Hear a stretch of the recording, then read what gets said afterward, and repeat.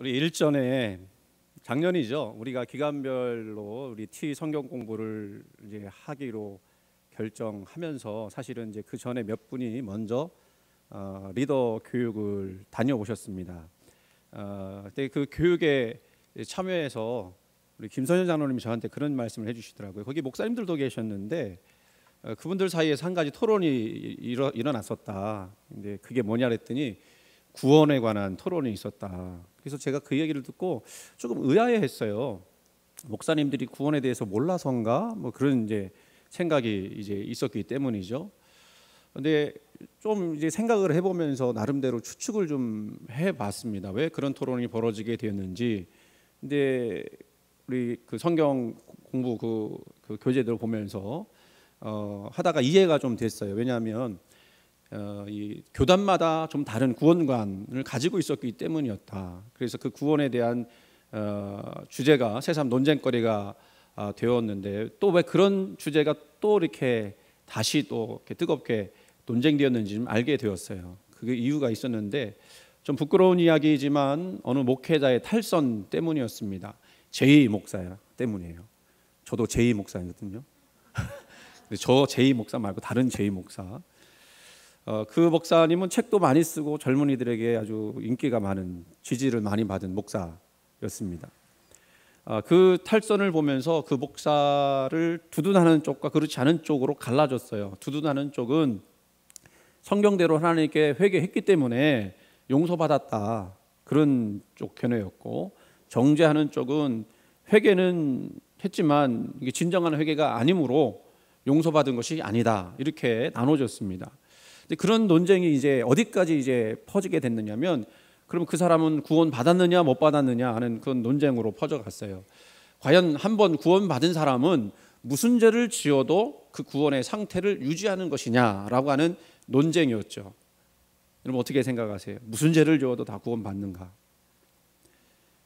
그분이 이제 성범죄를 저질렀거든요. 그 성범죄하면 생각나는 인물이 하나 있죠. 우리 성경에 다윗입니다. 다윗도 성범죄를 저질렀어요.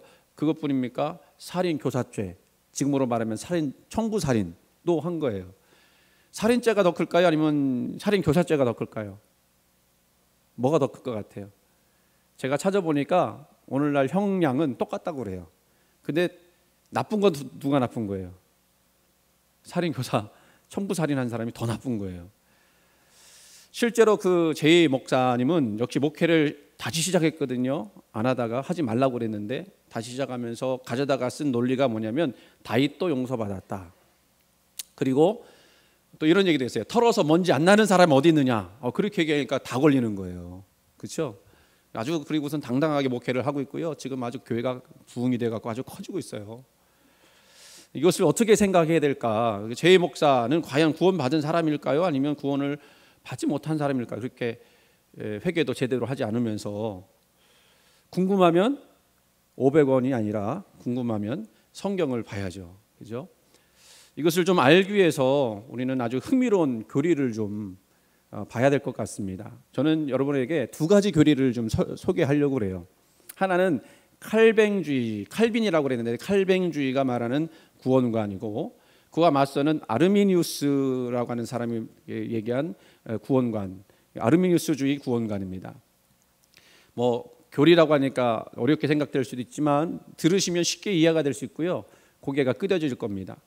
먼저 칼뱅주의가 말하는 구원관을 쉽게 말하면 튤립 교리라고 그래요. 튤립 교리. 5가지의 주제를, 그 영어 주제를 앞 글자만 따니까 튤립이라는 그 글자가 돼요. 그래서 튤립 교리라고 그러는데, 그래서 간단하게 소개하겠습니다. 첫 번째는 인간의 전적 타락, T가 앞에 있잖아요. 인간의 전적 타락, 토탈 디프로버티라고 하는 의미인데, 이게 무슨 얘기냐면 인간은 아담의 범죄 이후로 태어날 때부터 전적으로 타락했기 때문에 부패해서 스스로는 하나님을 알 수도 없고, 그리고 스스로의 힘으로는 구원에 이룰 수 없다라고 하는 교리예요.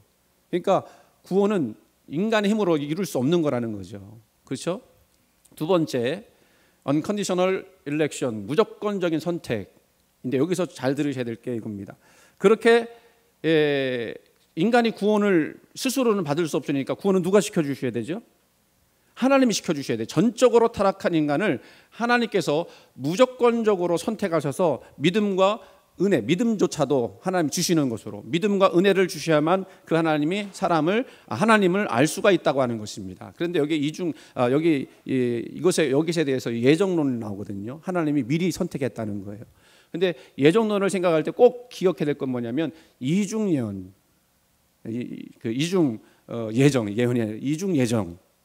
이중 예정이라고 하는 건 뭐냐면요, 하나님이 구원받을 사람을만 선택한 게 아니라 구원받지 못하는 사람도 선택했다는 거예요.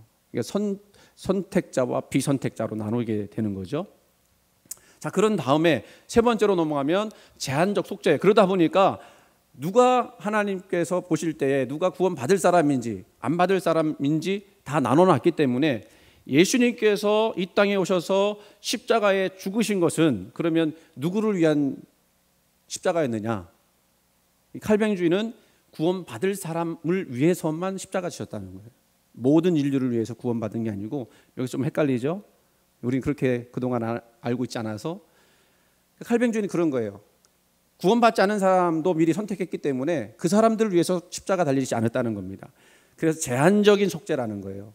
택한 자들을 위해서만 십자가의 보혈을 흘리셨다, 그렇게 얘기하는 겁니다. 네 번째는요, 불강력적 은혜입니다. 그런데 여기서 이제 또 이어서 생각하면, 그렇다고 하면 그 구원받은 사람들을 놓고 생각할 때 그 사람들은요, 이 은혜가 불강력적이에요. 무조건 받아들여져야 되는 겁니다. 거부할 수 없다는 거예요. 거부할 수 없다는 의미는 억지로 하나님이 구원시키는 것이 아니라 감사함으로 그 은혜를 알아가며 거부할 수 없도록 만드신다는 거죠. 하나님의 주권적인 능력으로 말미암아. 그러니까 그 다음에 5번 또 이어져 나가면 성도의 견인이라고 하는데, 그건 견인이라는 건 뭐죠? 끄는 거죠. 그건 뭐냐면 구원받기로 작정한 사람은 사랑과 은혜를 받은 사람인데 이 땅에서 구원 그 하나님 나라 갈 때까지 끝까지 견디고 인내하면서 구원을 이뤄가며 그 구원은 영원토록 하나님께서 취소하지 않으신다는 거예요. 여기서 무슨 얘기가 나오냐면 한 번 구원받은 사람은 영원히 구원받는다라고 하는 거예요. 그래서 취소가 안 돼요. 구원받기로 작정한 사람은. 그래서 그 중간에 무슨 짓을 해도 하나님이 결국은 하나님께서 그 사람을 구원시키신다라고 하는. 근데 그 구원의 그 역사는 하나님의 은혜의 역사로 반드시 영원한 구원으로 가게 만드시는 하나님의 주권이 거기에 담겨져 있다, 이렇게 얘기를 했어요. 이에 맞서서 서로 논쟁했던 것이 바로 아르미니우스주의의 구원관인데, 사실은 이 칼뱅의 튤립 교리는 이 아르미니우스주의의 5가지 교리에 맞서서 나온 거예요.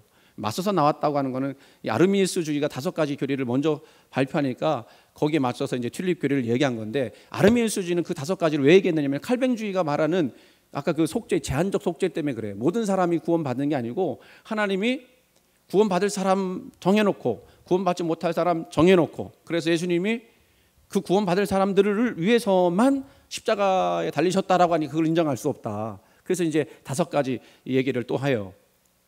뭐냐면 첫 번째는 자연적 무능력이라고 말할 수 있습니다. 인간은 전적으로 타락했다. 이거는 똑같아요. 칼뱅주의하고. 그런데 여기서 한 가지 이제 달라지는 게 뭐냐면, 그렇지만 하나님이 선의 은총을 통해서 사람들로 하여금 하나님의 구원을 인식하고 받아들이고 또 앞으로 나갈 수 있는 그 은혜를 회복시켜 줬다. 이게 선의 은총이라고 그래요. 그래서 여기서 이 아르미니우스 주의는 뭘 이야기할 수 있느냐면, 인간이 자유의지를 가지고 믿음으로써 구원에 응답할 수 있다라고 하는 이야기를 해요. 두 번째, 조건적 선택입니다. 아까는 무조건적인 선택이었다 그러면 조건적 선택인데, 이건 무슨 조건이냐면 하나님께서 복음을 믿을 자를 미리 알고 그들만 자기 백성으로 예정하신다. 하나님은 그 예정을 하실 때 어떤 예정하시냐면, 복음을 받아들이기로 작정한 사람은 구원하시기로 예정하셨다라는 거예요. 예정이긴 한데 먼저 예지 예정했느냐 아니면 예정 예지했느냐. 칼뱅은 예정 예지했다고 하고요, 아르미니우스주의는 예지 예정했다고 그래요. 조금 있으면 이해가 되실 거예요. 그러니까 지금 선택을 하시는데 무슨 조건이 붙어야 돼요? 선택하실 때 내가 예수 그리스도를 쉽게 말하면 믿기로 작정할 때 그 조건이 있을 때만 구원시키신다는 그런 이야기예요. 그래서 하나님은 스스로 자유의지를 가지고 그리스도를 선택한 자들을 미리 아시고 그들을 택하셨고, 결국 구원의 궁극적인 원인은 하나님이 죄인을 선택하는 것이 아니라 죄인이 그리스도를 선택하는 것이다 라고 얘기합니다. 세 번째로 넘어갈게요. 여기서 달라지죠. 보편 속죄입니다. 아까는 칼뱅은 구원받을 자를 위해서만 예수님 십자가 되셨다라고 했는데 아니라는 거예요. 예수 그리스도는 모든 사람을 위해서 차별 없이 속죄의 피를 흘리셨다. 그래서 그리스도의 구속은 인간이 그것을 받아들인다는 선택을 하는 조건에서만 효과적이다. 그러니까 예수님은 다 위해서 죽으셨어요. 그래서 누구를 위해서 다 돌아가셨지만 그거에 대해서 응답하는 사람, 이 조건이 거기 붙었다라는 거죠. 그게 보편 속죄라는 것입니다. 네 번째는 저항할 수 있는 은혜예요. 이게 무슨 얘기냐면 예수 안 믿기로 작정할 수도 있다는 거예요. 나 예수 안 믿어, 내 주먹을 믿어, 이렇게 얘기할 수 있다는 것입니다. 인간의 자유의지가 그렇게도 할 수 있다는 거예요. 그래서 내 자유의지가 하나님을 믿기로 작정하면 그 자유의지가 선한 쪽으로 발현이 된 것이고, 나 하나님이라는 존재를 믿을 수 없어, 안 믿어, 그럼 그렇게 했다면 그 자유의지가 나쁜 쪽으로 발현이 된 것이죠. 은총을 거부할 수 있다는 것입니다. 이게 저항할 수 있는 은혜라는 거예요. 다섯 번째는 조건적 견인이에요. 조건이라고 하는 것은 예수 믿기로 한 조건이죠. 신자는 인내로 자신의 구원을 이루어가야 하며 하나님은 그러한 신자를 붙들어 주신다는 거예요. 내가 선택했기 때문에 내가 믿지 않기로 하면 구원 취소될 수 있다는 거예요. 무슨 얘기가 이해가 되시죠? 칼뱅은 구원하기로 작정하셨으면 구원이 취소가 안 돼요. 아르미니스 주의는 내가 믿기로 작정했기 때문에 내가 믿지 않기로 작정하면 구원이 취소가 되는 거예요. 뭐가 맞을까요? 성경을 보면요, 다 얘기가 나와요. 아르미니스 주의는 성경 없는 얘기 한 게 아니고 성경에 있는 얘기 한 거고, 칼뱅이도 성경에 있는 얘기를 하는 거예요. 해석을 좀 어떻게 하느냐에 따라 달라지는 것인데, 가장 큰 논쟁점은 이것입니다. 두 구원 간의 논쟁점은 하나님이 택하신 자는 어떤 죄를 저질러도 구원하시느냐, 그렇지 않느냐, 거기에 있는 거예요. 아까 말씀드린 대로 칼뱅주의는 하나님이 택하시기로 작정한 자는 모두 구원을 얻는다 보고 있고, 아르미니스 주의는 구원을 모든 인간에게 차별 없이 주어진 것이지만 다만 그것을 받아들이는 사람들만 자유의지를 발휘해서 구원이 임한 것이고 구원을 얻는 것이다. 그래서 칼뱅주의에 있어서는요, 이 구원을 얻는 것에 대해서는 인간의 노력이나 인간의 의지, 이거는 전혀 개입할 수가 없어요. 거기에 뭐가 또 얘기될 수 있는 성화라는 개념이 들어갈 수가 없어요. 성화는 뭐죠? 깨끗하게 되는, 거룩하게 되어지는 거예요. 이 거룩하게 되어지는 개념이 구원받는 데에서는 들어가지 않아요. 나중엔 들어가요. 그러나 아르미니스주의는 구원받았을지라도 내가 중생했지만 성화를 이루지 않으면 구원에서 멀어지게 되는 거예요. 예수 믿는 사람이 예수 믿는 사람의 열매를 맺지 못하면 구원에서 탈락한 것 같다. 그래서 이게 구원의 긴장감이 생겨요. 얼핏 들으면 교회를 다니는 사람이 있어서 안심이 되는 쪽은 칼뱅주의입니다. 왜냐하면 선택된 자는 무슨 짓을 해도 무조건적으로 하나님이 견인해서 끌어서 구원받는 자로 만드시기 때문에 그래요. 근데 불안한 쪽은 아르미니스주의죠. 왜냐하면 내가 거룩하게 되지 않으면, 죄를 많이 지으면 그 거룩에서 떨어지게 되고 결국은 구원에서 멀어지기 때문에 그렇죠. 우리 교단은 아르미니스주의를 따라서 그 교리를 설립한 웨슬리안주의, 웨슬리안 신학을 기반으로 세워진 교단입니다. 우리 교단에 사중복음이 있죠. 중생, 성결, 신유, 재림. 거기에 뭐가 있어요? 두 번째, 성결이 있어요. 성결은 다른 말로 하면 성화입니다. 그러니까 이것은 뭐냐면 이미 우리는 구원받았지만 아직 구원이 완성이 된 거 아니에요. 구원받은 건 마찬가지예요. 우리 구원이 단순하게 그 내 의지와 노력으로 된 것이 아니라 하나님께서 해주셔야만 되는 것도 알아요. 그런데 그것을 내가 응답할 때, 그 구원의 초청을 받았을 때 응답함으로써 그것이 이루어진다라고 얘기해요. 그렇기 때문에 우리가 전적으로 성화, 성결을 이루어 나가야 한다고 가르치는 거죠. 예수를 믿는 자로서 참된 신앙을 계속 유지하지 않으면 구원에서 멀어진다고 하는 그 교리이기 때문에 여기에 구원의 긴장감이 있어요. 늘 내가 구원받은 사람으로서의 그 마음이 긴장감이 있다는 겁니다. 그러면 칼뱅주의는 무조건적인 구원이기 때문에 안심할 수 있느냐? 여러분, 그 교리가 표방하는 것은 마치 한 번 선택받은 사람은 무조건적으로 구원하시기 때문에 무슨 죄를 저질러도 구원받는 것처럼 그렇게 생각을 할 수가 있지만, 지금 한국교회가 사실 이런 구원관을 가르쳤거든요.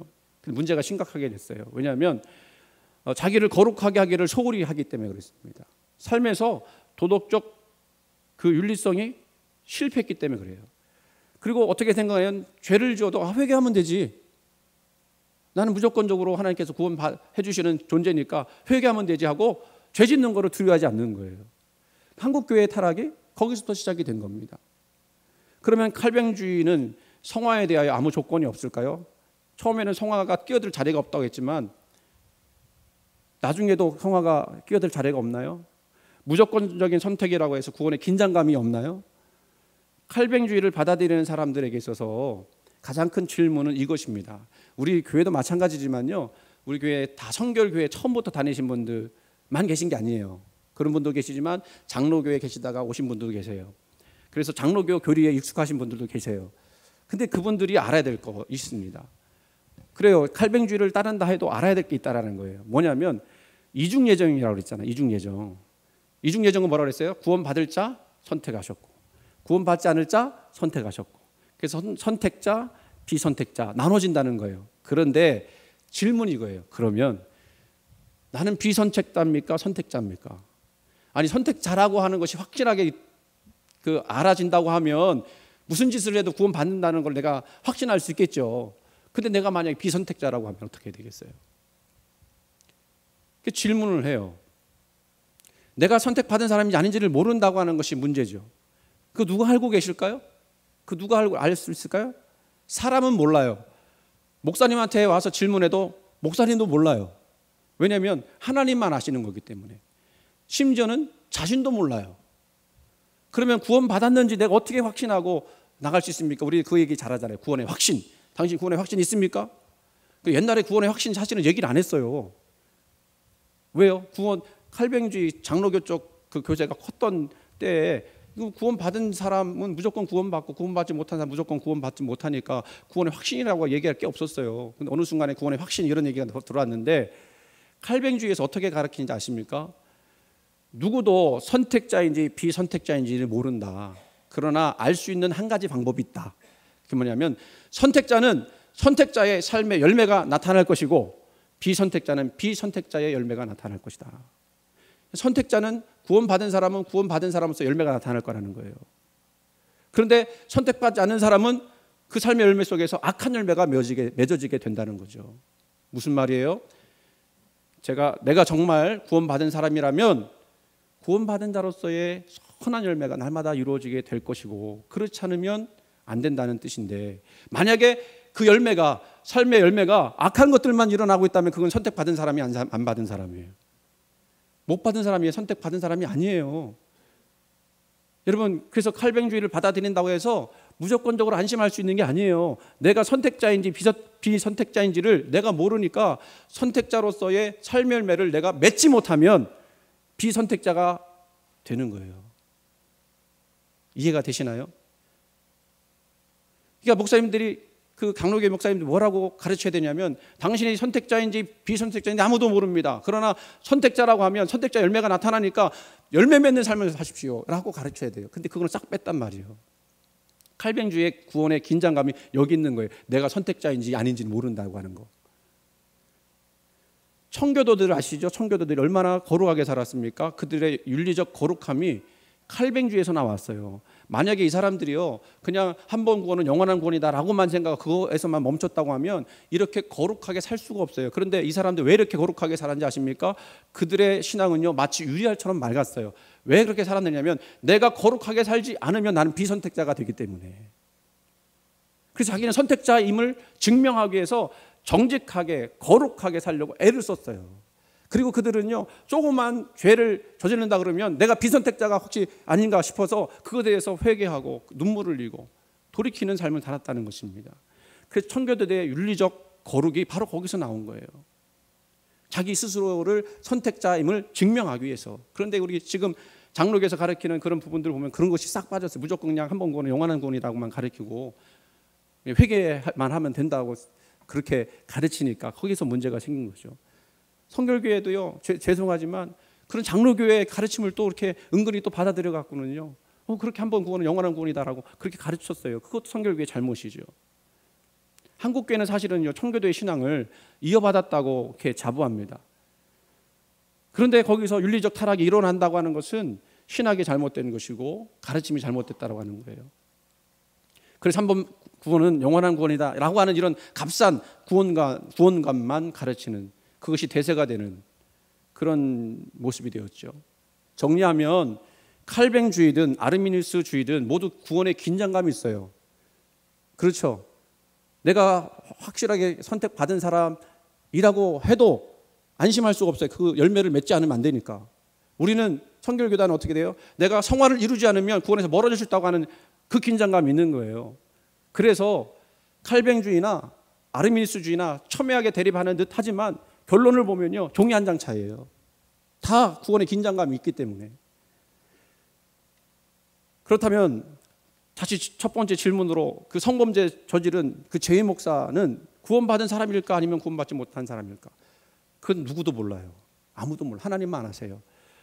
다만 비록 그가 죄를 저질렀지만 피해자에게 분명한 용서를 구하고 성경대로 배상을 하고 그 사람부터 용서받는 그런 삶의 열매를 맺고, 더 나아가서 앞으로도 더러운 죄를 짓지 않기 위해서 피 흘리기까지 죄와 싸운다면 그를 하나님이 받아주실 줄로 믿습니다. 왜요? 다윗도 받아주셨기 때문에. 근데 지금 지적하는 건 뭐예요? 그가 그런 회개를 했느냐 안 했느냐 하는 거잖아요. 그 회개가 없었다는 거죠. 그러나 만약에 회개하지 않는다면 그것도 하나님이 다루실 일이고 우리가 왈가왈부할 수 있는 일은 아니에요. 다만 삶의 열매가 없다면, 교리대로 한다면 그것은 구원받지 못한 것이 될 것입니다.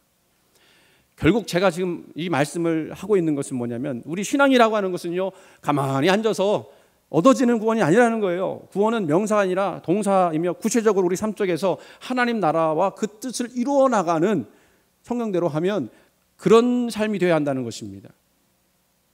여기까지가 우리가 이렇게 비교해서 봤지만 우리가 꼭 알아야 될 구원에 대한 교리예요. 그리고 이 구원이라고 하는 것은 단순히 내가 구원받았다는 말로 끝나는 것이 아니라는 것입니다. 내 삶 속에서 열매, 선한 열매로 드러나야 한다는 거예요. 그것을 늘 자기가 자기 스스로를 뒤돌아봐야 한다는 것입니다. 이러한 교리들을 볼 때 주의해야 될 것이 있어요. 이 교리들은 사실은 우리 신앙을 안전하게 보호해주는 울타리 역할을 합니다. 그래서 잘못된 신앙으로 나가는 것을 막아줘요. 신앙의 경계 역할을 합니다. 그러나 교리는요, 교리일 뿐이에요. 교리는 생명이 없습니다.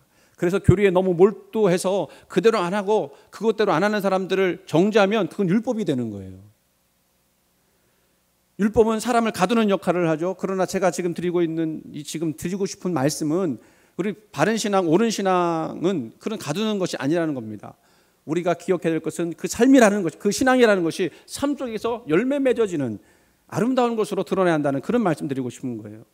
우리가 그렇게 삶 속에서 구원받은 자로서의 그 모습을 가질 때 그 놀라운 은혜와 특권을 누릴 수 있다는 그런 말씀 드리고 있는 거예요. 그렇게 될 때에 우리 신앙에도 진정한 삶의 열매들이 나타나게 될 줄 믿습니다. 우리의 신앙이라는 것은 단순히 교리로 묶어진 것이 아니라 주님과의 생명의 관계 속에서 구원을 이루어나가는 것이라 말씀드릴 수 있어요. 날마다 나에게 말씀이라는 놀라운 생명을 공급해 주시고 나는 그 말씀 속에서 주님의 능력을 공급받으며 하루하루 능력 있게 살아가는 거죠. 그래서 단순히 구원의 교리로 채워지는 것이 아니라 주님의 주시는 그 생명의 관계로서 나간다. 그게 오늘 말씀인 거예요. 오늘 말씀 들어가 보겠습니다. 제일 먼저 보면 영접하는 자라고 되어 있어요. 영접이라는 말은 능동적인 의미로 붙잡는다는 의미입니다. 이걸 생각해 보면 아르미니우스주의가 옳게 느껴져요. 능동적으로 붙잡는 거예요. 영접하는 자, 먼저 자기의 의지를 가지고, 자유의지를 가지고 붙잡는다는 것입니다.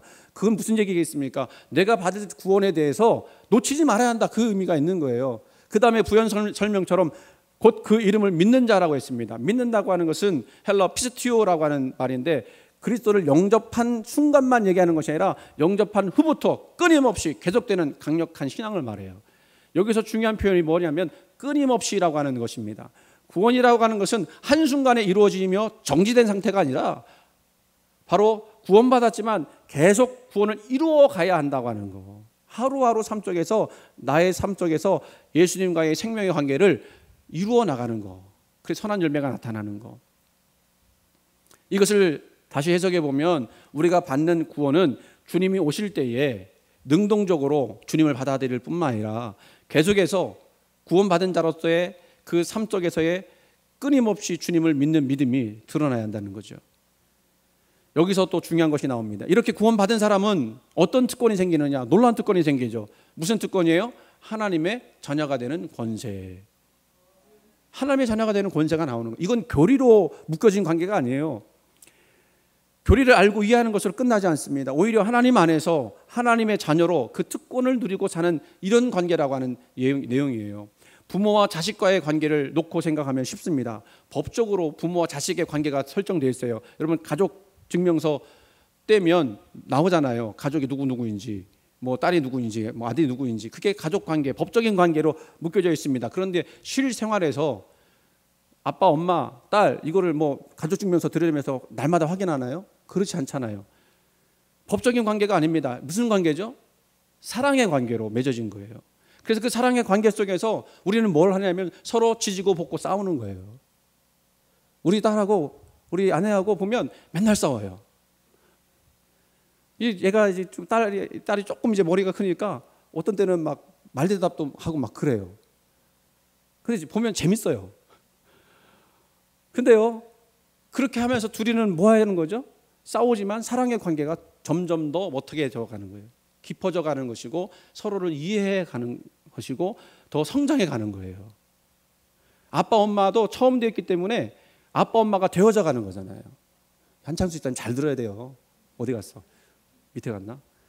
아빠 엄마가 완성된 게 아니라는 말이에요. 아빠 엄마로서 성숙해 가는 거예요. 그 자녀는 자녀로서 또 성숙해 가는 거예요. 그게 바로 사랑의 관계라는 것이죠. 우리가 하나님의 자녀가 되었다고 하는 것은 우리 실제 삶 속에서 나의 영적 신분이 변화되었음을 알고 내가 하나님의 자녀가 되었음을 알고 그것이 이제 영적 세계까지 지평이 열려져 있다는 뜻입니다. 이제 영혼을 바라보게 되고 그 영혼을 향해서 나가는 우리들의 삶 속에서 그 영혼을 지키기 위하여 그 영혼을 염두에 두고 하루하루 삶 속에서 정말로 하나님의 뜻과 은혜를 날마다 누리며 살아가는 거. 이것이 우리가 알고 믿는 복음이에요. 복음은요 이론도 아니고 교리도 아닙니다. 지식은 더더욱 아닙니다. 복음은 우리 삶 가운데서 누려야 할 실제입니다. 하나님의 자녀라면 우리는 그 복음을 누리는 그 권세를 누려야 한다는 거예요. 이것은 우리가 예수 그리스도를 인격적으로 만나야 한다라는 뜻입니다. 삶의 구석구석에서 주님의 손길을 체험하고 내가 만나는 사람들 속에서 주님을 볼 수 있어야 되고 심지어는 나를 미워하고 이유 없이 싫어하는 사람들 속에서도 그 안에 주님의 사랑이 있음을 보며 그를 위하여 기도하고 용서하는 것. 그렇게 해야 율법의 완성이 이루어지는 거예요. 여러분의 삶이 완성된다고 하는 뜻은요 뭔지 아십니까? 원수까지 사랑할 때 그것이 완성이 되는 거예요. 그게 누구예요? 구원받은 자, 하나님의 자녀된 권세예요. 권세라고 하니까 뭐 도깨비 황황이처럼 뭐 두들기면 뭐가 뭐 금은보가 막 튀어나오고 하는 그런 권세로 생각하지 마시고 나의 본능과 다른 그러니까 미워해야 될 사람을 미워해야 되는데 복음은 미워하지 말고 용서하라고 하니까 용서해야 하는 것인데 이게 내 힘으로 안 되잖아요. 근데 복음이 내 안에 들어와서 나로 하여금 그것을 가능하게 하는 권세란 말이에요. 기도하기 싫은데 기도해야 되겠다고 하는 마음이 들어와서 엎드려서 기도하는 거. 그게 복음의 권세예요. 하나님을 찾지 않을 수 없도록 환경이 나를 이렇게 힘들게 하고 어렵게 할 때 내가 그 순간 하나님을 찾는 거 그게 하나님의 자녀된 권세란 말이에요.